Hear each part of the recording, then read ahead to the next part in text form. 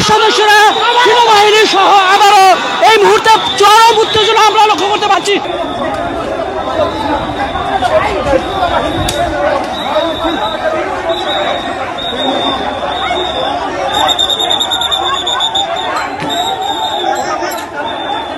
ধাওয়া করছে এই মুহূর্তে আমরা লক্ষ্য করতে পারছি এবং সেনাবাহিনী পরবর্তীতে আবার কিন্তু ধাওয়া করে আল-রাজি কমপ্লেক্সের সেখানেই কিন্তু যাচ্ছে।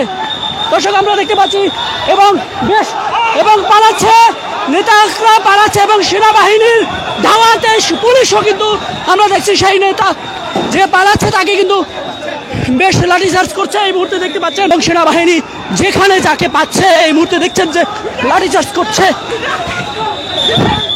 আমরা দেখছি একজন ছদ্মবেশে পুলিশ সদস্যকে পুলিশ এবং সেনাবাহিনী পিটানো করছিল এবং তাকে পরবর্তীতে আরেক পুলিশ সদস্য সেভ করছে এবং পুলিশ বলছে, আপনারা দেখতে পাচ্ছেন যে সেনা এই মুহূর্তে লাঠি দিয়ে ভিতরে প্রবেশ করছে।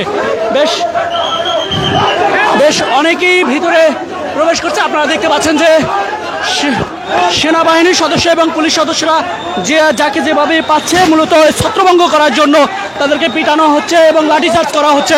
কয়েকজন সেনাবাহিনী সদস্যরা বেশ আকপিছ হচ্ছে, কয়েকজন সেনাবাহিনীর সদস্যরা বেশ ৩-৪ বারই কিন্তু রাউন্ড করছে, অর্থাৎ কয়েকজন সেনা সদস্য বেশ কয়েকবারই কিন্তু লক্ষ্য করতে পারছি যে পিছনে একবার যাচ্ছেন আবার সামনেও যাচ্ছেন এবং এই মুহূর্তে আরও সেনাবাহিনীর সদস্যরা রয়েছে। তবে পুলিশ সদস্যদেরকে এই মুহূর্তে এখানে দেখছি না, তবে জাতীয় পার্টির অফিসের সামনে নিশ্চয়ই রয়েছে এবং এই মুহূর্তে যেই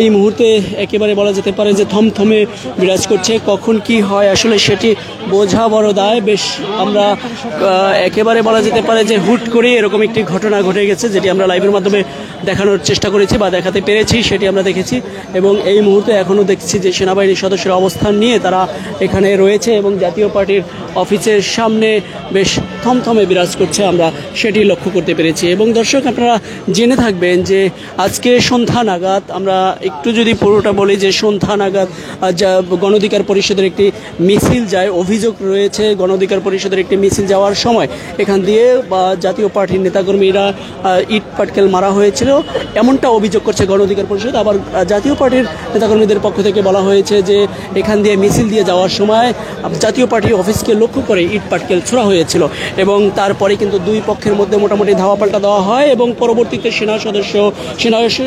সেনা মোতায়েন করা হয় এবং আইনশৃঙ্খলা বাহিনীর পুলিশ সদস্যরা কিন্তু তারা অবস্থান নেয় এবং অসংখ্য আইনশৃঙ্খলা বাহিনীর সদস্যরা অবস্থান নেয়।